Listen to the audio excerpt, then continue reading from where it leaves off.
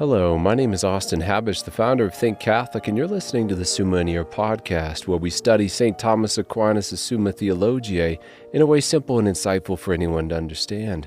The Summa podcast is brought to you by Think Catholic. Taking 2 questions of the Summa a day, we'll seek to summarize St. Thomas's responses, discovering the brilliance of Aquinas and his Catholic faith. This is day 54. So let's get started. Today we're covering questions 105 and 106 of the Prima Pars, that is, of the change of creatures by God and how one creature moves another. The translation that I always use in these podcasts is the one generously provided to me by Ave Maria Press, the 5-volume set translated by the Fathers of the English Dominican province, which you can now get at a discounted price from Ave Maria Press's site by typing in the code SUMMA10. And so here we go. Article 1, whether God can move the matter immediately to the form. What do these terms mean? Again, matter is that fundamental bottom of all material things which does not exist actually, but only potentially. It is raw, potential existence. What Nobel Prize winner in physics Werner Heisenberg took to be energy, which can then come into actual existence when affected by some agent. So again, all actually existing material things are made out of matter and have some particular form. Matter is the potential of which the form is what is making that raw potential to exist in some actual thing. This article is asking, can God affect matter in such a way as to make it actually exist and under some particular form immediately? And the answer is yes. As St. Thomas explains, whatever is in passive potentiality can be reduced to act by the active power which extends over that potentiality. Therefore, since the divine power extends over matter as produced by God, it can be reduced to act by the divine power. And this is what is meant by matter being moved to a form. For a form is nothing else but the act of matter. In other words, just as we can take hydrogen and oxygen and combine them to make water, where these earlier parts, hydrogen and oxygen, now exist under a new form, water, with new potentials, new properties, so too can God affect raw matter in such a way that it immediately takes on some form. Article 2, whether God can move a body immediately. Can God push the chair without any intervening help or without any intermediary cause? St. Thomas answers tersely, writing, "It is erroneous to say that God cannot himself produce all the determinate effects which are produced by any created cause. In other words, anything we can do, save evil and sin or any other imperfect or contradictory thing, God can also do.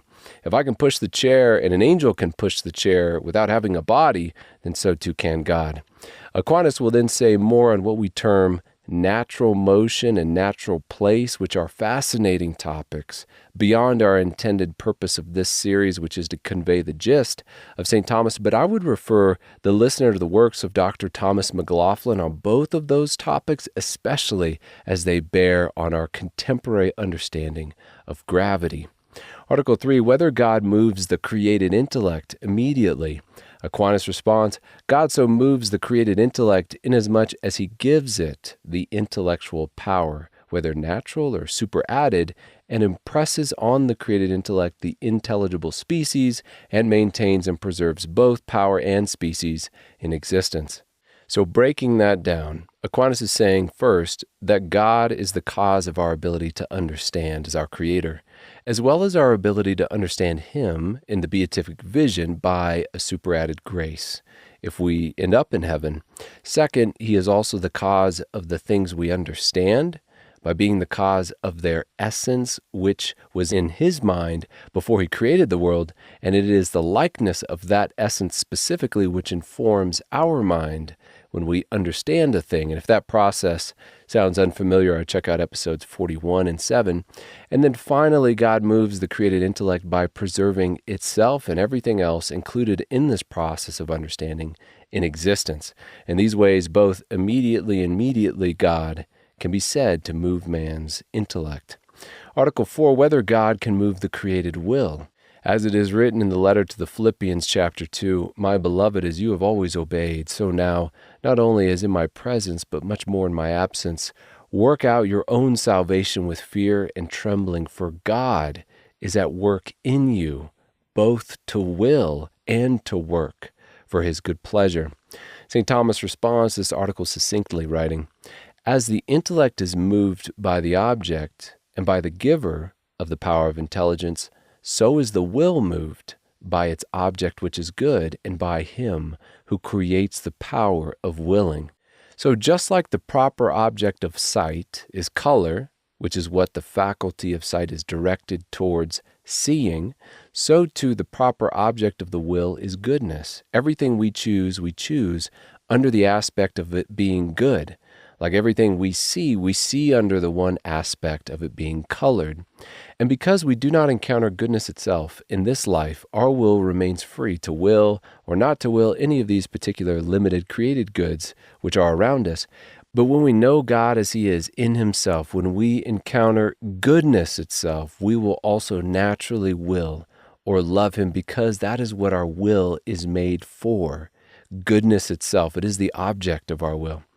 God also moves the created will by being the first mover or primary mover of all things. That was Aquinas' first way, which we gave in episode 2. So in my choosing to walk across the room, God must actualize that decision in me, but without destroying my freedom, simply because all change whatsoever must find its ultimate origin in that changeless mover of all things. St. Thomas says, "A thing moved by another is forced if moved against its natural inclination. But if it is moved by another giving to it the proper natural inclination, it is not forced." God, while moving the will, does not force it, because it gives the will its own natural inclination. Article 5, whether God works in every agent. In a word from Aquinas, God not only gives things their form, but he also preserves them in existence and applies them to act, and is moreover the end of every action. As we said in episode 2, when I moved my hand towards a Monday morning coffee, my hand could not move without God. I could not move my hand without God. I would not exist without God. I would not see the coffee as good without God, and I would not want the coffee or have it as my end without God. God encompasses us, as Aquinas showed in question 2 of the Summa. And so to answer this article, whether God works in every agent, yes, he does, and most intimately. As St. Augustine wrote in his autobiography, "Late have I loved thee, O beauty so ancient and so new. Late have I loved thee, for behold, thou wert within me, and I outside." Article 6, whether God can do anything outside the established order of nature. This question could be asking whether God can do anything outside of the order he has established or his providence, or it may be asking, can God do anything outside the order of the natural, as by effecting the miraculous? In regards to the former, the response is no. According to Aquinas, God cannot do anything against this order, for if he did so, he would act against his foreknowledge or his will or his goodness. But in regard to the latter, since God is the author of the laws of nature or natural order of things, he can also elevate a thing's nature, such as in the case of the original man who was incorruptible by God's grace, or he can work against the natural order of things, like when Jesus rose Lazarus from the dead. However, God can never act against himself, against his own goodness and wisdom, and so we could never attribute anything like evil or sin to him. As Augustine says in this article, God acts against the usual course of nature, but by no means does he act against the supreme law, because he does not act against himself. Article 7, whether whatever God does outside the natural order is miraculous. Aquinas answers this briefly, saying, "Now the cause of a manifest effect may be known to one, but unknown to others. Wherefore a thing is wonderful to one man and not to all others, as an eclipse is to a rustic," that would be an uneducated person, we could say, "but not to an astronomer. Now a miracle is so called as being full of wonder, as having a cause absolutely hidden from all, and this cause is God. Wherefore those things which God does outside those causes which we know are called miracles." So we can say that the miraculous is that which is done by God and is outside the natural order of things. Article 8, whether one miracle is greater than another? This question is likely the result of the following words from Jesus Christ. He says, "Truly, truly, I say to you, he who believes in me will also do the works that I do, and greater works than these will he do, because I go to the Father." St. Thomas tells us, a thing is called a miracle by comparison with the power of nature, which it surpasses. So the more the power of nature is surpassed, the greater the miracle. Then he gives us a hierarchy of miraculous works. The first or highest kind of miracle are those above the nature of a thing entirely, like the glorified human body after the resurrection. That's Aquinas' example. The second or slightly lesser miracle would be a work like healing the blind or raising the dead, since sight and life are not above the nature of a thing, but in this case are regained in a supernatural way. Lastly, or the bottom level miracles are those things which surpass the natural order of things only in regard to the manner or mode in which they come to be, like a supernaturally fast recovery from some ailment. And then referring to the verse from Jesus, Aquinas doesn't give us an interpretation of it in this article, but he does give us one in a separate work on the Gospel of John. There he writes, "We could say that in a certain sense our Lord does more things and greater things through his apostles than by himself. Among the miracles done by Christ, the greatest was when a sick person was healed by touching the fringe of his garment. But as we read in Acts, the sick were healed by the shadow of Peter." That's Acts 5, verse 15. "And it is greater to heal by one's shadow than by the fringe of one's garment." Now to question 106, how one creature moves another. Moves here is meant to mean affects or changes. So the question is, how does one creature affect another? Article 1, whether one angel enlightens another. If you will remember from episode 26, angels, since they cannot be distinguished materially, they have no body, must be distinct by species. Each angel must be its very own species. And these species, not being distinguished by different material, have to then be distinguished in some spiritual way by a difference in perfection of their spiritual faculties, namely intellect and will, which points naturally to a hierarchy within the angelic realm, a hierarchy built upon the basis of intellectual capacity, which leads us then to the question of this article. If it is true that angels must receive their knowledge directly from God, that was episode 28, and there is a hierarchy of natures among the angels, the question is, does God give knowledge to the angels through or down that hierarchy, from the more superior angels to the lesser? And Aquinas says that they do. It is also very fitting that God would work in this way, since, as we discussed in the last episode, the use of intermediaries is a more perfect display of dignity or authority of God as the supreme ruler of the universe. St. Thomas writes, "An angel does not enlighten another by giving him the light of nature, grace, or glory, but by strengthening his natural light and by manifesting to him the truth." So a higher angel, which can understand something more simply and penetratingly by being a better kind of thing, a better angel, can then affect a lower angel in such a way to help its understanding, both as to its capacity to understand as well as that which is being understood, which, at least in regards to the latter, is what human teachers do for their students. They take a very simple, deep concept and then they break it up into pieces and go through it piece by piece so that students can then grasp something loftier. Article 2, whether one angel moves another angel's will. St. Thomas responds, an angel does not move the will sufficiently, either as the object or as showing the object, but as manifesting some created good ordered to God's goodness, and thus he can incline the will to the love of the creature or of God by way of persuasion. Aquinas tells us that in regard to the will, there are two things we should consider. First, the nature of the will, which is an inclination to the known good, and second, the object of the will, or the good thing which moves it to will or to choose.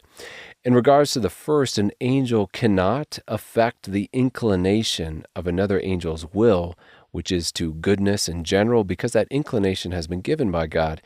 And then in regard to the second, an angel cannot affect another's will in a way that it has to choose the object proposed to it, because all intelligent things are free to will or not to will a thing that is not goodness itself, which is God, via the beatific vision.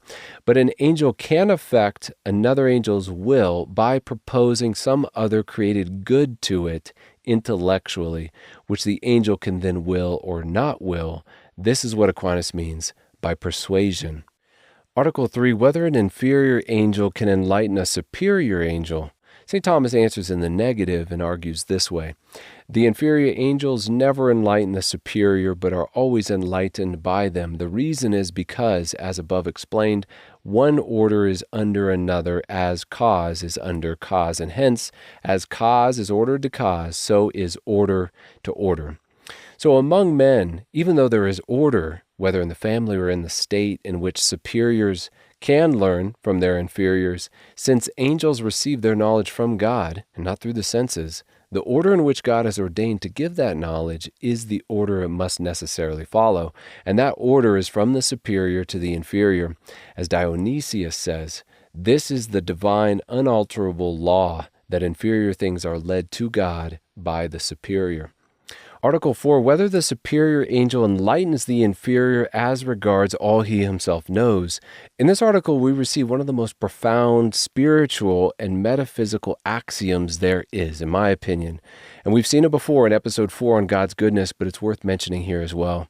St. Thomas writes, every creature participates in the divine goodness so as to diffuse the good it possesses to others, for it is of the nature of good to communicate itself to others. And we could say more, and we did in episode 4, but the axiom is worth taking to prayer. That, for example, the hotter the flame, the farther its heat will reach, the more perfect the being, the more it diffuses itself into its surrounding environment. As the axiom pertains to this article, the superior angel enlightens the inferior angel to the extent the inferior is able to receive or understand what is being given. Angels give in the spirit of Matthew 10, where Jesus said, freely you have received, freely give. The superior angels give as much as they can, according to God's will. It is only the limited capacity of the inferior angels which limits what is known by the inferior angels. So in response to our article, whether the superior angel enlightens the inferior angel as regards all he himself knows, St. Thomas responds, the holy angels who enjoy the plenitude of participation of the divine goodness impart the same to those below them. Nevertheless, this gift is not received so excellently by the inferior as by the superior angels, and therefore the superior ever remain in a higher order and have a more perfect knowledge, as the master understands the same thing better than the pupil who learns from him. Which brings us to a close of this episode. We have just finished covering questions 105 and 106 of the Prima Pars, that is, of the change of creatures by God and how one creature is moved by another. My name is Austin Habish with Think Catholic, and I cannot wait to see you tomorrow.